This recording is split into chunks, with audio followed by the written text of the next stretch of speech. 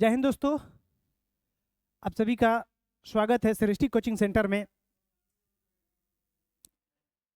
आज एक साइंस की छोटी सी टॉपिक है जो प्रतिरोधों के संयोजन के बारे में हम लोग समझेंगे। तो आइए देखते हैं कि प्रतिरोधों के संयोजन के बारे में क्या कहानी है। तो ये कह रहा है कि दो या दो से अधिक प्रतिरोधों को आपस में जोड़ने की प्रक्रिया को प्रतिरोधों का संयोजन या समूहन कहते हैं। यानी प्रतिरोध संयोजन या समूहन दोनों एक ही शब्द है। तो ये दो या दो से अधिक प्रतिरोधों को आपस में जोड़ने की प्रतिरोधों का संयोजन कहा जाता है। प्रतिरोध का संयोजन मुख्यतः दो प्रकार के होते हैं। प्रतिरोध का संयोजन मुख्यतः दो प्रकार के होते हैं। एक होता है समांतर क्रम, समांतर क्रम, और एक होता है श्रेणी क्रम।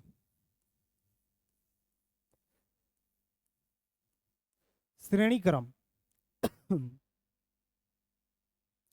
देखिए, समांतर क्रम यानी इसको समांतर क्रम को बोलते हैं पार्श्व समूहन, जिसको बोलते हैं पैरेलल ग्रुपिंग। ठीक है।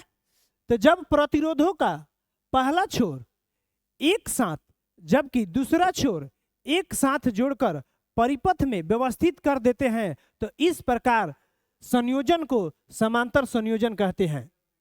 जैसे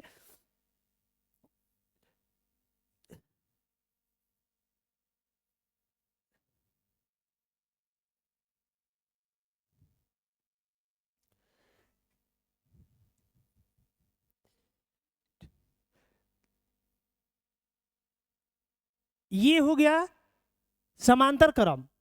इसका मान चेंज नहीं होता है, ये भी है तो ये भी है। ठीक है। और इसका प्रतिरोध R1, ये R2। इसका एक फॉर्मूला होता है RT बराबर में 1/R1,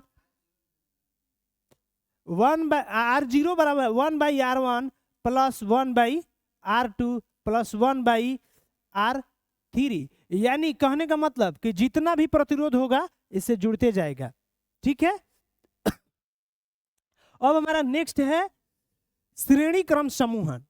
जब पहले प्रतिरोध छरछर दूसरे प्रतिरोध के छोर के एक साथ फिर दूसरे प्रतिरोध के दूसरे छोर से तीसरे प्रतिरोध के पहले छोर के साथ जोड़ते हुए प्रतिरोधों के क्रमागत श्रेणी बनाकर परिपथ से जुड़ती हैं तो इसे श्रेणी क्रम या श्रेणीबद्ध समूहन कहते हैं।